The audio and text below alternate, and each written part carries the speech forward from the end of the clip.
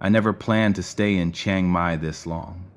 Thailand was supposed to be a temporary escape, a place to lose myself in the humid air and winding streets, far from the echoes of my fractured life back in Stockholm. At 55, I'd learned to keep my world small, my import-export business, a few trusted contacts, and the quiet routines that kept the past at bay. Love? That was a word I'd buried years ago, along with the memories of a family that splintered before I could hold it together.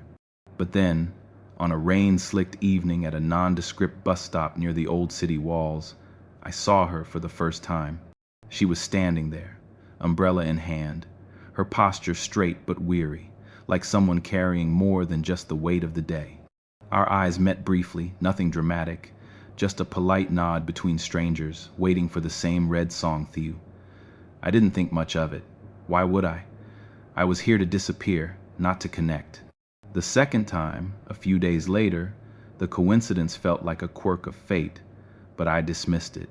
She was there again, checking her watch, her dark hair tied back neatly, exuding a quiet competence that made me wonder about her story. We exchanged a few words about the unpredictable buses, nothing more. Yet, something stirred an unfamiliar curiosity that unsettled me. By the third meeting, the doubt crept in. Was this a chance, or something else? She smiled faintly when she recognized me, and in that moment, the walls I'd built around my heart cracked just a little. I wasn't ready for it. The fear of vulnerability, of reopening old wounds, hit me like the tropical downpour. What if this led somewhere I couldn't handle? What if it reminded me of everything I'd lost? I didn't come here for this. But as the bus finally arrived and we boarded in silence, I couldn't shake the feeling that my careful isolation was unraveling, one coincidental encounter at a time. I arrived in Chiang Mai on a sweltering afternoon in late October, the kind where the heat clings to your skin like a second layer. My flight from Bangkok had been delayed, and by the time I stepped out of the airport, the sun was dipping low, casting long shadows over the tuk-tuks and motorbikes buzzing like angry hornets. I'd booked a modest guest house near the Ping River. Nothing fancy, just a place to set up my laptop and handle the logistics of sourcing teak furniture for my next shipment back to Europe. At my age, travel wasn't about adventure anymore. It was about necessity, a way to keep the business afloat without the distractions of home. Stockholm felt like a lifetime away. My parents' divorce when I was 12 had set the tone for everything after endless moves between households. The constant negotiation of loyalties, the quiet realization that love was fragile, easily shattered. I'd built my life around self-reliance, marrying once in my 30s only for it to crumble under the weight of unspoken resentments. No kids, thank God. That would have been another layer of complication. Now, I prefer solitude. Thailand offered that in spades. Vibrant markets where I could blend in, temples where silence was encouraged, and streets that didn't demand conversation. My first few days were routine. Mornings at a local cafe, sipping strong coffee, afternoons scouting suppliers in the outskirts, evenings wandering the night bazaar. But on the fourth day, as I waited for the Song Theyu to take me back to my guest house, the rain started. It came suddenly, as it does here, turning the dirt road into a muddy stream. I huddled under the bus stop's tin roof, my shirt already damp, cursing my lack of foresight for not carrying an umbrella. That's when I noticed her. She arrived a minute later, stepping carefully around puddles in sensible flats, a lightweight jacket draped over her arm. Mid-40s, I guessed, with sharp features softened by the humidity curls in her hair. She nodded politely as she joined me under the shelter, unfolding a compact umbrella with practiced efficiency. We didn't speak at first. The downpour was too loud, drumming relentlessly on the roof. "Long wait today," she said eventually, her English accented but clear, glancing at the empty road. I nodded, surprised by the interaction. "Seems like it. First time it's rained since I got here."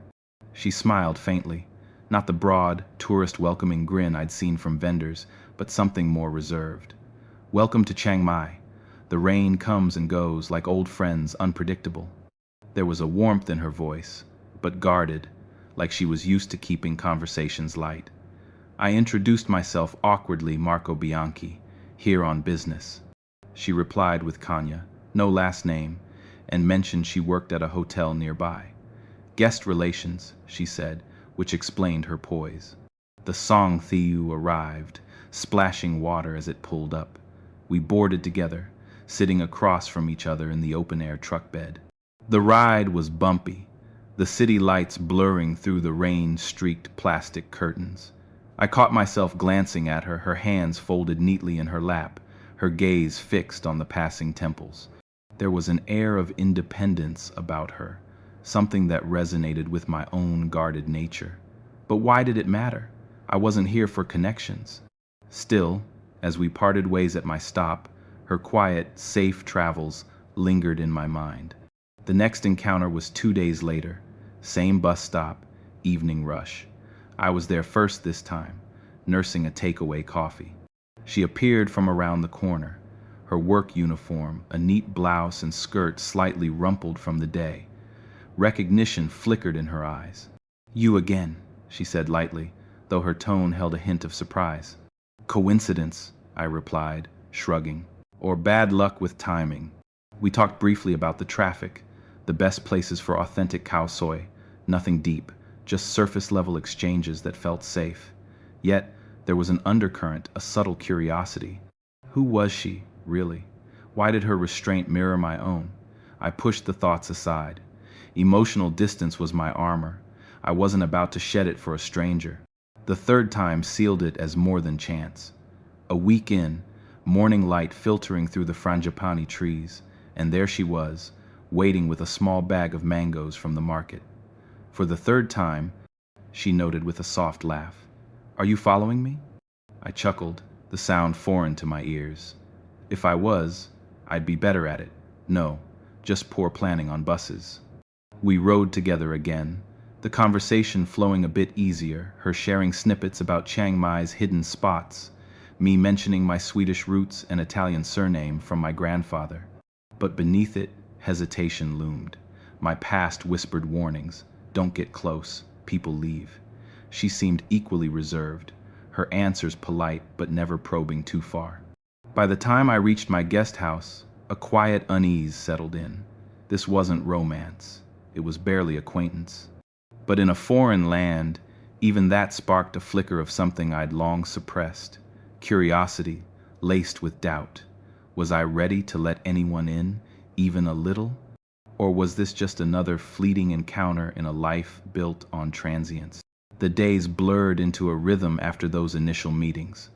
My business kept me occupied negotiating with suppliers in the Warorot market, sampling wood grains under the harsh fluorescent lights of warehouses.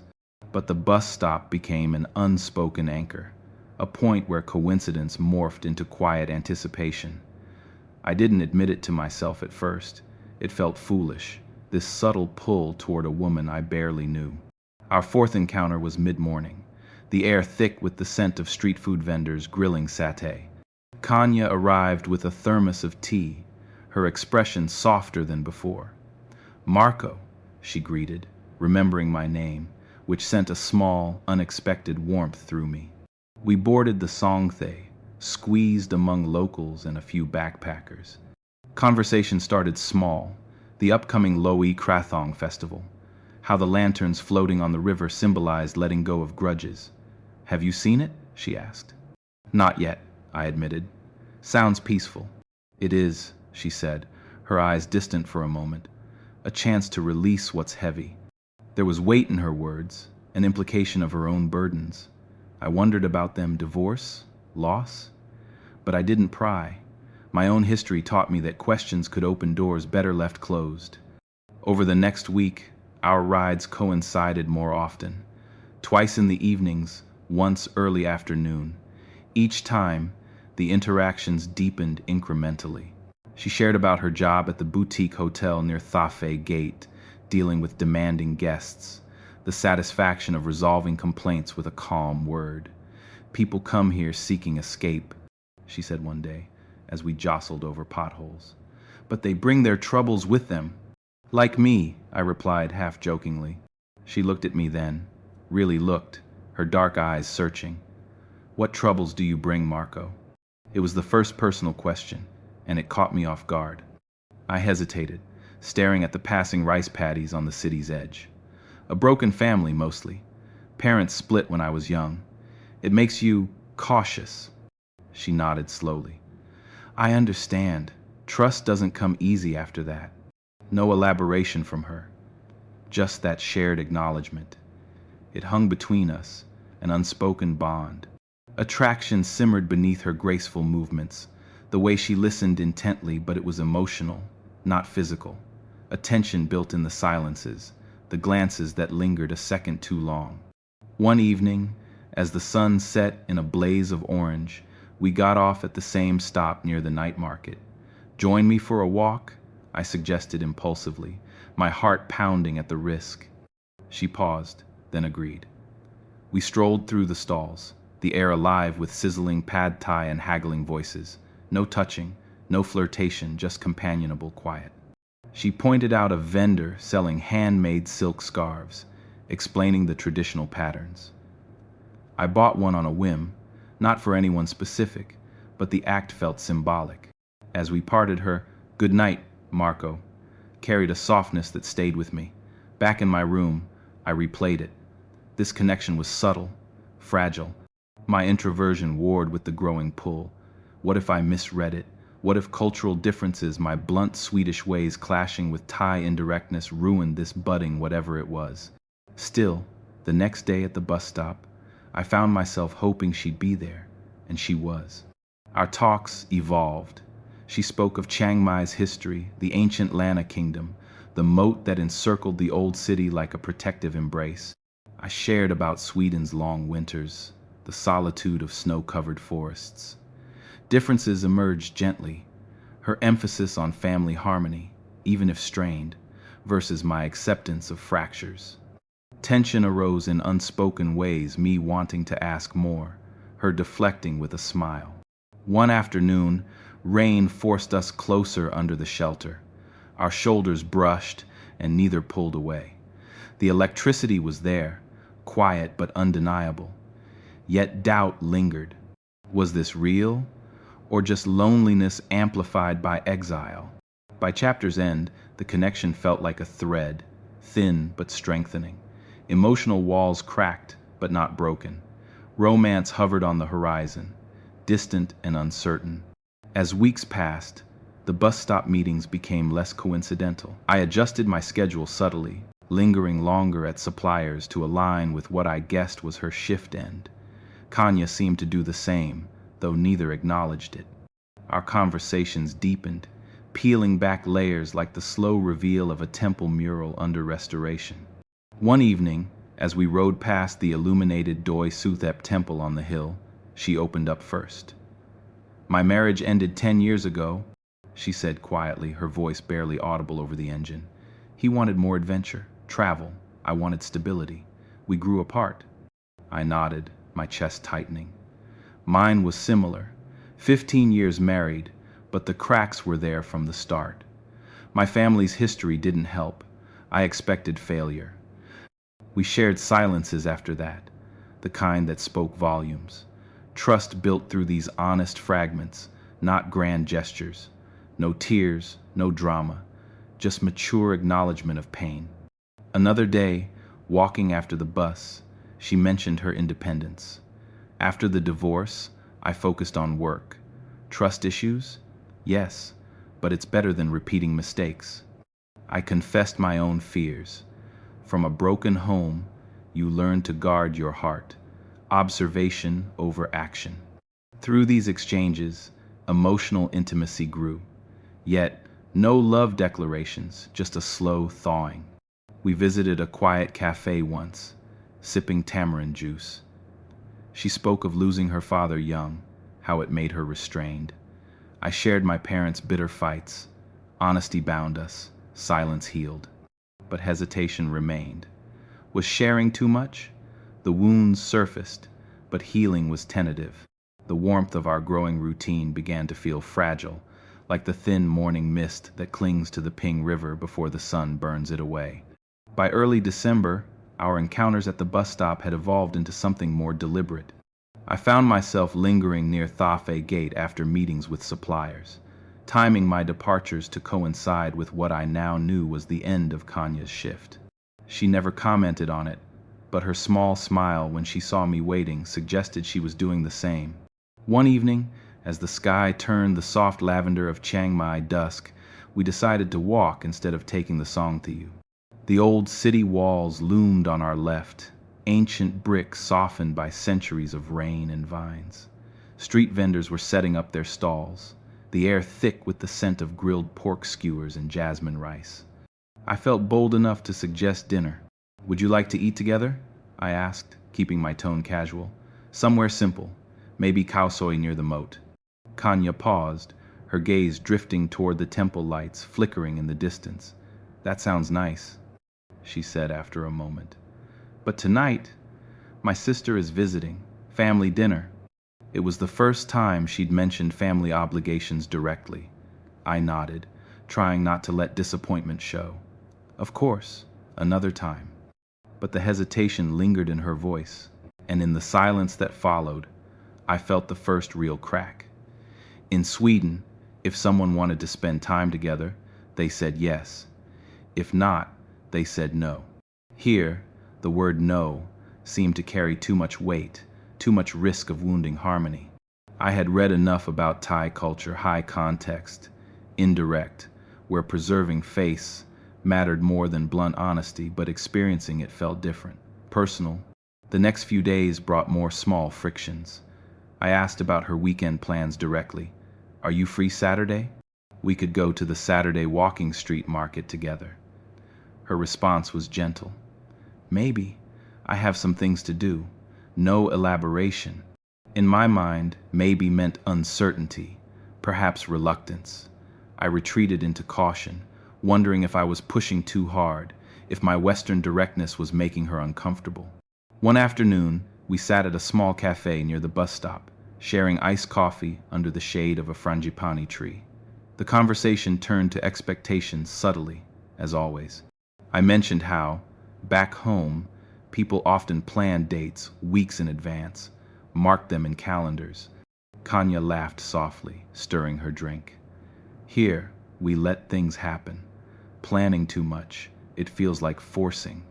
I pressed gently. "But how do you know if someone wants to see you?" She looked at me then, her expression thoughtful. "You watch, you feel. The person shows in small ways." It was beautiful in theory, but it left me adrift. I wanted clarity. Was she interested, or was this kindness extended to a lonely farang? My past watching my parents' marriage dissolve in polite silences and unspoken resentments made ambiguity feel dangerous. I feared misreading signals, investing in something that might evaporate without explanation. Another misunderstanding came during a quiet walk along the river after a late shift. The air was cool, the street lamps reflecting on the water. I reached for her hand instinctively, a small gesture I'd been wanting to make for weeks. She didn't pull away immediately, but her fingers stiffened slightly before relaxing. Then she slipped her hand free, not unkindly, and said, "In public, it's better not." I nodded, embarrassed. Public displays of affection were rare here, especially for people of our age. I knew that. Yet the rejection stung, even if it wasn't meant as one. In Sweden, holding hands was nothing, a simple affirmation. Here, it carried implications, perhaps too much for her comfort. That night, alone in my guest house room, doubt settled heavily. Was this cultural or personal? Did she see me as a temporary companion, someone to pass time with until real life resumed? My business kept me here longer than planned. Suppliers were slow, negotiations drawn out, but what if she viewed my extended stay as something else? Foreign men in Thailand carried baggage, stereotypes I'd heard whispered in expat cafes about men seeking easy companionship. I hated the thought that she might lump me in with them. The following week, I tried to bridge the gap with honesty, my Scandinavian way. "Kanya," I said over the phone one evening, "I enjoy our time together, but sometimes I don't understand if you want more or if this is just friendly." There was a long pause. When she spoke, her voice was careful. Marco, I like being with you. You're kind. But things move slowly here. We don't rush. And family, they expect certain things. She didn't elaborate, but I heard the unspoken. Expectations of stability, perhaps marriage, perhaps someone who fit neatly into Thai life. I was older, foreign, transient in her eyes. The gap felt wider than ever. We didn't meet for 3 days after that. I told myself it was scheduling, but the silence felt deliberate. When we finally crossed paths at the bus stop, the air was thick with unsaid words. She smiled, polite as always, but the ease had dimmed. Busy week? I asked. Yes, she replied. Work, family. No invitation to elaborate, no reassurance. As the song Thieu pulled up, splashing through a puddle, I realized the tension wasn't toxic. It was respectful, careful, almost tender in its restraint. We were both protecting ourselves, me from vulnerability, her from disruption. Cultural differences weren't weapons. They were simply there, like the mountains surrounding the city, immovable and vast. Yet in that respectful distance, I felt the pull of something deeper. Not love yet, but the possibility of understanding. If we could navigate this without forcing it, perhaps the gaps could become bridges. I boarded the bus beside her, our shoulders brushing in the crowded seat. Neither of us spoke much on the ride. But as the city lights blurred past, I thought, maybe wasn't rejection. Maybe it was invitation to patience, to learning, to letting things unfold in their own time. The doubts remained, but they felt less like endings and more like necessary pauses. In Chiang Mai, where ancient temples stood beside modern cafes, perhaps love too could be built slowly, layer by careful layer. By mid-December, the cool season had settled over Chiang Mai like a soft blanket. The mornings carried a gentle chill, the kind that made steam rise from noodle bowls at street stalls and turned breath visible for the first few minutes after sunrise. The city felt quieter, more intimate, fewer backpackers, more locals going about their routines. And somehow, without either of us ever saying it aloud, Kanya and I had become part of each other's routine. The bus stop was no longer just coincidence. I stopped pretending I was there by chance. I would arrive 10 minutes early, buy 2 iced coffees from the vendor across the street, one black for me, one with milk and extra sugar for her, and wait. When she appeared, walking with that familiar measured pace, her work bag slung over one shoulder, the small lift at the corners of her mouth told me she had expected me to be there. Kop, kun, she would say softly, taking the coffee, our fingers brushing for the briefest second, that touch accidental, yet not became the first ritual of the day. We no longer always took the song Thieu. Some evenings we walked instead, following the moat or cutting through the narrow sois behind the old city. The conversations were never forced, never loud. They were like the river itself, steady, unhurried, carrying small pieces of ourselves downstream. She began to share more about her daily life, how her mother still lived in a wooden house on the outskirts of Lamphun, how she drove there every second Sunday with bags of fruit and medicine, how her younger sister was newly married and already expecting, and how the family gatherings were loud and warm and sometimes overwhelming. You must miss Sweden, she said one evening as we sat on a low stone bench near the Three Kings Monument, watching the sky turn from gold to indigo. Sometimes, I admitted, the silence of snow, the long evenings with candles and books, but I don't miss the cold inside people. She looked at me sideways. Cold inside? I shrugged. We are polite, but distant. Emotions are private. Here, even strangers smile, even when they're tired. Kanya considered that for a long moment. Smiling is habit, she said quietly. Not always happiness, but it keeps the world softer. I nodded. I was beginning to understand the layers beneath the surface smiles, the quiet strength required to maintain grace when life pressed hard. Our evenings started to stretch longer. One night we stopped at a small, family-run restaurant tucked behind Wat Phra Singh. No tourists, just wooden tables, plastic chairs, and a single fan turning lazily overhead. Kanya ordered for both of us nam prik ong, sticky rice, and a plate of deep-fried chicken skin that was impossibly crisp. We ate slowly, sharing from the same small bowls, the way Thais do, no ceremony, just quiet companionship. Afterward, walking back toward my guest house, the streets almost empty except for the occasional motorbike, she said, "This is nice, having someone to eat with." The simplicity of the sentence landed like a stone in still water. I felt the ripples spread through me. "Yes," I said, "it is." We didn't kiss, we didn't hold hands, but the space between us had become smaller, warmer, more necessary. I began to notice how much I relied on her presence. When a supplier delayed shipment for the third time, I found myself wanting to tell her about it, not because she could fix it, but because saying it aloud to her made the frustration feel lighter. When I woke early with the familiar weight of old memories pressing against my ribs, I reminded myself I would see her later, and the day felt bearable. She must have felt something similar.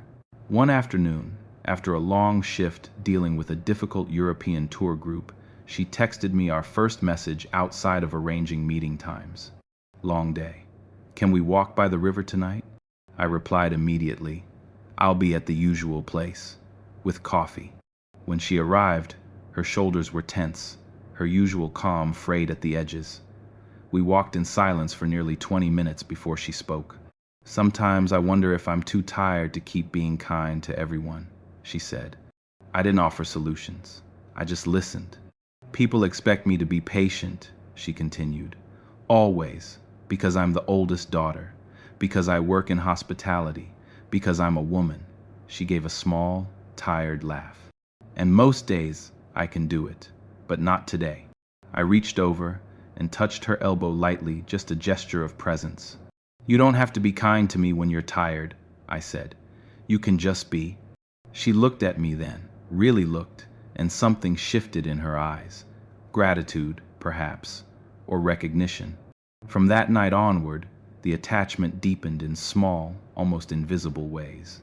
She started leaving little things with me, a packet of tamarind candy she knew I liked, a small bottle of Ya Dam herbal inhaler when I mentioned a headache, once even a scarf she had bought at the market because the color reminded me of your eyes in the evening light.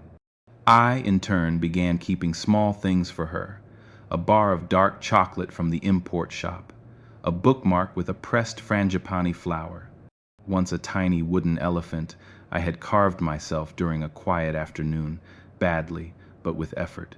When I gave it to her, she held it in her palm for a long time, turning it over, smiling in that private way she had. "Thank you," she whispered. "It's imperfect. That makes it honest." The fear of loss began to grow alongside the attachment. I caught myself thinking about the end of my visa extension, the inevitable return to Stockholm, the contracts waiting to be signed in cold conference rooms. What would happen to this quiet thing we were building? Would it survive distance? Would it survive the return of real life? I didn't voice these fears yet, neither did she. But they were there, hovering like the smoke from incense at the temples present, fragrant, impossible to ignore. One evening, just before Christmas, we sat on the steps of a small shrine near the Ping River. The water was black and glassy. Paper lanterns floated past, carried by the current, each one a small prayer released into the night. Kanya leaned her shoulder lightly against mine. "I'm glad you stayed longer than you planned," she said. I turned to her. "I'm glad I did too." No more words were needed. The sentence was enough. The attachment had become reliance. Not desperate, not clinging, but real, necessary. The kind that makes you realize how much of your heart has quietly moved into someone else's keeping. And for the first time in decades, the thought didn't frighten me as much as it once did. The week after Christmas felt heavier than it should have. The city had quieted after the holiday rush, fewer lanterns floating on the river, fewer tourists haggling at the night market. The cool air sharpened everything. The scent of wood smoke from roadside grills, the sound of temple bells in the early morning, the small silences that had once felt comfortable between Kanya and me. I had begun to notice how much I anticipated our meetings. The way my shoulders eased when I saw her walking toward the bus stop, thermos in hand, the faint lines of fatigue around her eyes softening when she spotted me. We had fallen into a gentle rhythm. Coffee, a walk, quiet conversation, the occasional shared meal. Nothing dramatic, nothing declared, but it had become essential. Then came the afternoon that cracked it. I was waiting as usual, 2 coffees cooling in my hands, when she appeared, but she wasn't alone. A Thai man in his late 30s walked beside her, dressed in a neat polo shirt and carrying a leather satchel. They were speaking in rapid Thai, her voice low and measured, his more animated. I stayed back, not wanting to intrude, but close enough to hear fragments. Farang, long time, careful. The man's tone carried concern, the word farang landing like a small stone against glass. Kanya shook her head slightly, responding too softly for me to catch the words. But her posture changed, shoulders drawing in, the way she did when she was holding something back. The man touched her elbow briefly, a familiar gesture, then turned and walked away toward the old city. She saw me then. For a fraction of a second, something flickered across her face, surprise, perhaps guilt, perhaps nothing at all. Then she smiled, the same careful smile she used with difficult guests at the hotel. "Marco," she said, accepting the coffee. "Sorry I'm late." I nodded, trying to keep my voice even. "Everything okay?" "Yes, just family friend, checking on me." She didn't elaborate. I didn't press, but the word farang echoed in my head, along with the tone of caution in the man's voice. I had heard it before in expat bars, in half-joking warnings from other foreigners. Be careful with Thai women. Sometimes the family watches closely. Sometimes there are expectations you don't see coming. We walked in near silence that evening. The usual small talk felt forced, like trying to speak underwater. When we reached the point where we normally parted, she paused. "I have an early shift tomorrow," she said. "Maybe we skip the walk?" It was the first time she had ever suggested not meeting. "Of course," I replied, my throat tight. "Rest well." She gave me a small nod and turned away. I watched her disappear down the Soe, the street lamp catching the curve of her shoulder, and felt something cold settle in my chest. The next day, I waited at the bus stop anyway. She didn't come. I told myself it was work, that she was busy. The day after that, same thing. No text, no explanation, just absence. By the third day, the silence had grown teeth. I replayed the scene obsessively, the man's hand on her elbow, the word farang, her sudden reserve. Had I misread everything? Had our quiet evenings been nothing more than polite companionship to her, something she offered to a lonely foreigner out of kindness? Or worse, had someone warned her about me? About men like me, older, transient, here on business, perhaps looking for something temporary? The doubt fed on itself. My mind, trained by years of watching relationships fracture in silence, supplied the worst explanations. Maybe she had never intended for this to become anything. Maybe the small gifts, the shared silences, the moments when our shoulders touched on the bench were simply Thai hospitality stretched too far. And now, with her family friend's gentle warning, she was pulling back to protect herself. I stopped going to the bus stop. Instead, I walked alone along the moat at dusk, past couples and families, past the glowing paper lanterns that still drifted on the water even after the festival had ended. The city felt larger, colder, more foreign than it had in weeks. I told myself I had been foolish to let attachment grow. I was 55, not 25. I knew better than to read meaning into kindness. But the silence hurt more than any argument ever could.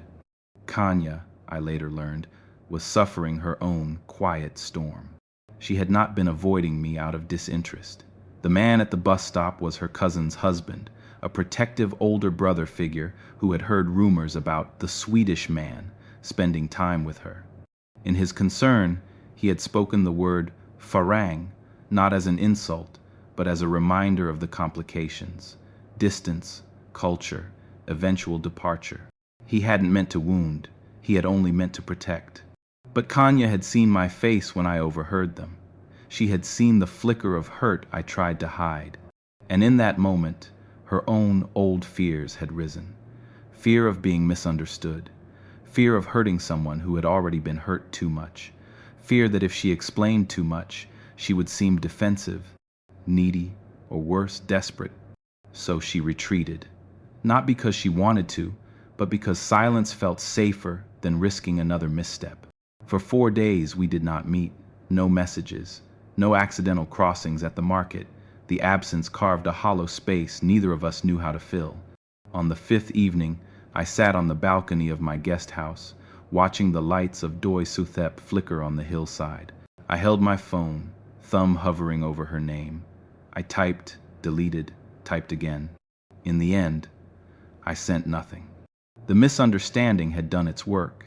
It had driven us both back into the familiar shelters we had spent weeks carefully leaving behind. And in the quiet that followed, the thing we had been building slowly, patiently, almost without noticing, began to feel dangerously fragile. The silence stretched into its 6th day, and Chiang Mai began to feel like a city I no longer recognized. The temples I had once found peaceful now seemed too still, their gold leaf dulled under the January sky. The river, which had carried floating lanterns like small hopes, now looked flat and ordinary. Even the familiar smells, lemongrass, incense, diesel from passing song thieves, carried a faint edge of loneliness I hadn't noticed before. I stopped going to the bus stop entirely.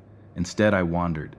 Long, aimless loops through the old city, past the night market with its half-empty stalls, past the cafes where we had once sat for hours over cooling coffee. Each time I passed a place we had shared, the memory arrived sharp and uninvited. Her quiet laugh when I mispronounced a Thai word, the way she tilted her head when listening, the small crease between her brows when something troubled her. And every time, the same question followed. Why did I let this matter so much? At 55, I had convinced myself I was beyond such vulnerability. I had built a life on careful distances, reliable business partners but no close friends, short-term rentals but no home, polite conversations but no confessions. Sweden had taught me early that attachments could fracture without warning. My parents' divorce had been civil on paper, devastating in practice. The slow bleed of silences, the way love could simply stop. My own marriage had followed the same script. I had learned to leave before I was left. Yet here I was, in a foreign city, aching over a woman I had never even kissed. The doubt fed on itself. What if she had never seen me as more than a kind stranger? What if the small gestures, the tamarind candy, the shared walks, the moments when our silences felt full instead of empty, were simply her way of being polite? Thai culture valued harmony above all. Perhaps she had tolerated my presence until the weight of it became too much. Perhaps her cousin's husband had spoken the truth she hadn't dared to say herself. A Farang like me didn't belong in her life. Worse still, what if she had felt something and then decided it was too complicated, too risky? I was older. I would leave eventually. My life was rooted in another hemisphere.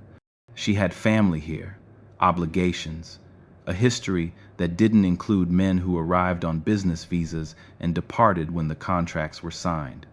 I sat on the steps of Wat Chedi Luang one afternoon, watching groups of monks walk past in their saffron robes. A young novice swept the courtyard with slow, deliberate strokes. I envied the simplicity of his world: duty, routine, detachment. My phone stayed silent, no messages, no missed calls. I had almost sent something on the 4th day, a simple, "Are you okay?" but deleted it before pressing send. What right did I have to ask? If she wanted distance, I would give it. But the quiet was worse than any rejection. Silence has a way of amplifying every worse thought. In it, I heard all the old voices. You're too guarded. You push people away before they can leave. You don't know how to be close. You never did. I began to question everything. Had I misread her smiles, the way she lingered when we said goodnight, the small gifts she left with me? Or had I projected my own longing onto her restraint, seeing intimacy where there was only courtesy? The fear grew sharper. that I had been unwanted all along. Not disliked, never that, but simply not needed, that I had allowed myself to become dependent on someone who had never intended to stay. I stopped eating properly. The street food I had once enjoyed now tasted like paper. I lost track of time, sleeping late, walking until my legs ached, returning to the guest house only when the night grew cold enough to force me inside. The owner, a gentle woman in her 60s, began leaving small plates of mango sticky rice outside my door with notes that read, "Eat, Kun Marco. You look thin." I couldn't tell her the truth, that the emptiness wasn't in my stomach. Across town, Kanya was living her own version of the same crisis. She had not intended to disappear. The first day she told herself she needed space to think. The second day she told herself she was protecting both of us from disappointment. By the third, the silence had become its own momentum. She worked longer shifts, stayed late to reorganize the hotel's guest files, volunteered for extra evening duties, anything to fill the hours when she would normally have walked with me. At night, she sat on the small balcony of her apartment, looking out at the lights of the city. She held the wooden elephant I had carved for her, turning it over in her palm, tracing the uneven edges. It was clumsy, asymmetrical, honest. She had told me once that imperfection made things real. Now the words felt like an accusation. She replayed the moment at the bus stop, the way my face had changed when I heard her cousin's voice, the careful way I had hidden the hurt. She had wanted to explain then, "It's not what you think. He's just worried. I trust you," but the words had stuck. Fear had risen instead. Fear that explaining would make her seem defensive. Fear that if she reached for me, I would pull away.